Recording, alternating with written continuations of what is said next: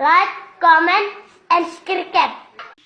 Hai, Assalamualaikum. Bertemu lagi di channel AR Reaction.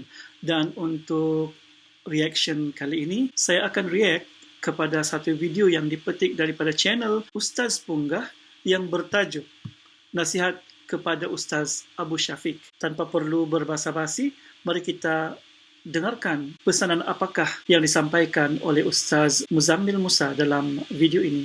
1, 2, 3. Assalamualaikum warahmatullahi wabarakatuh. Saya nak tegur sikit lah.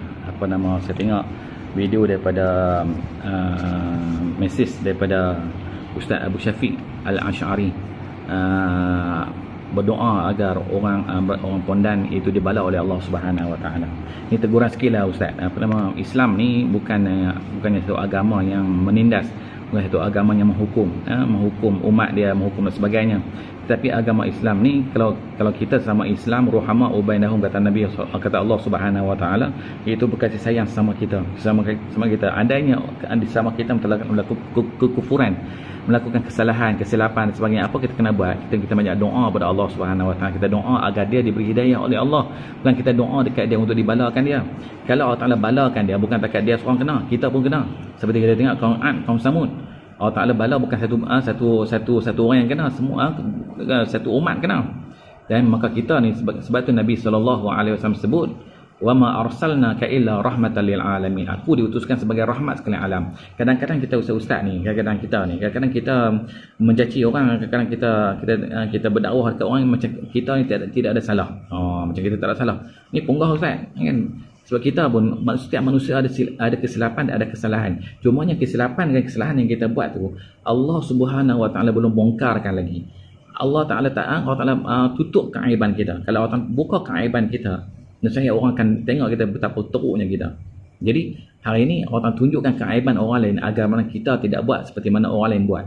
Maka kita ni, bila saudara-saudara kita sama Islam melakukan kemungkaran, melakukan kemaksiatan, kita doa dekat dia banyak-banyak, doa dekat dia banyak supaya mana dia ni diberikan hidayah oleh Allah Subhanahu Wa Taala, bertaubat kepada Allah Subhanahu Wa Taala. Sebab tu Nabi SAW berdoa, Rabbana la tuzigh qulubana ba'da idh hadaitana wa hab lana min ladunka rahmah innaka antal wahhab. Nabi Muhammad SAW berdoa sehingga menitiskan air mata, sehingga esakkan Nabi ini didengar oleh Abu Bakar As-Siddiq. Terjaganya Abu Bakar As-Siddiq pada waktu malam melihat Nabi bertahajud dan melihat Nabi berdoa, Rabbana la tuzigh qulubana ba'da idh hadaitana wa hab lana min ladunka rahmah innaka antal wahhab, sehingga menitiskan air mata, esakkan Nabi, sehingga didengar oleh Sayyidina Abu Bakar As-Siddiq. Maka Sayyidina Abu Bakar berjumpa Nabi, ya Rasulullah, kenapa kau berdoa sampai sedemikian rupa sedangkan kau adalah maksum? Maka Nabi SAW menyatakan bahawa wahai Abu Bakar, aku berdoa ni bukan sekadar untuk diriku, tapi aku doa ni untuk umatku, supaya mana la tuzigh rabbana ba'da idh hadaitana, setelah mana Tuhan bagi hidayah kat mereka berbolak-balik, mereka bertukar pula kepada kekufuran kepada Allah Subhanahu Wa Taala. Mereka berada dalam ajaran Islam yang dah baik dah, melaksanakan amalan Islam dah bagus dah, tetapi disebabkan godaan dan sebagainya, mereka tukar, mereka pergi pula melakukan maksiat kepada Allah Subhanahu Wa Taala. Ba'da idh hadaitana wa hab lana min ladunka rahmah innaka antal wahhab. Sesungguhnya Allah Ta'ala Maha Pengampun dan Maha Pemaaf. Allah Ta'ala Maha Pengampun dan Maha Pemaaf. Dan kita ni Ustaz, kita doalah kepada mereka agar mereka mendapat hidayah Allah Subhanahu Wa Taala. Hidayah ni milik Allah, bukan milik kita. Tugas kita menyampaikan kebaikan. Mudah-mudahan mereka ni terbuka hati mereka untuk kembali kepada ajaran Islam. Ud'uni fi silmi kafah. Mereka ni datang kepada Islam, datanglah ajaran Islam keseluruhan, kesempurnaan mungkin, insya-Allah. Dengan kita berdoa dekat mereka, Allah Taala bentukkan hati kita menjadi manusia yang beriman, manusia juga yang bertakwa kepada Allah Subhanahu Wa Taala. Andainya hari ini kita beriman, insya-Allah, dengan sebab kita doa dekat kawan-kawan kita, sahabat-sahabat kita sama Islam kita, mungkin Allah Taala bagikan kekuatan keimanan kita yang lebih kuat, lebih jitu, dan kita ni disukai ataupun dipuji-puji oleh ahli-ahli langit dan Allah Subhanahu Wa Taala. Wallahu a'lam. Saya di sini ingin menyampaikan pendapat peribadi saya dan juga pandangan saya berkaitan dengan apa yang Ustaz Abid Liu buat, apa Ustaz Abid Liu laksanakan. Saya anggap benda tu sesuatu benda yang baik. Kalau kita fikir benda tu positif, sesuatu yang baik, maka benda tu akan jadi baik. Jika kita berfikiran negatif, kita berfikir benda tu, apa yang orang lain lakukan, benda yang baik, tetapi bagi kita benda tu tidak baik, sebenarnya masalahnya ada dalam hati kita. Kita kena tanya hati kita, adakah kita ni ada rasa dengki, rasa tak puas hati, atau rasa cemburu terhadap kebaikan yang orang lain lakukan. Jadi di sini saya lihat apa yang Ustaz Abid Liu lakukan, kebaikan-kebaikan yang beliau buat, bagi saya itu sesuatu yang patut dicontohi oleh orang ramai. Hanya kita ambil dari segi positif, apa yang beliau lakukan supaya menjadi tauladan dan jadi pengajaran kepada orang lain supaya mereka membuat kebajikan kepada orang-orang yang kurang kemampuan ni. Bagi saya, kalau kata beliau ikhlas ke ataupun tak ikhlas, itu urusan dia dengan Allah Subhanahu Wa Taala. Jadi kita janganlah ada rasa cemburu, rasa dengki kepada orang lain. Bila orang lain buat benda yang baik, kita rasa macam tak puas hati. Cuba tanya diri kita, kita ni, kenapa kita ni nak dengki dengan orang lain? Adakah sebab orang lain tu lebih glamour, lebih menonjol, orang lain kenal, jadi kita pun mulalah rasa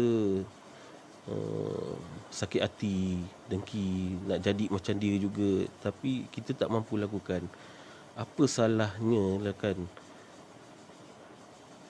kalau kita kata sebagai ustaz, cuba kita sama-sama dengan Ustaz Abid Liu tu untuk membantu orang-orang yang susah ni.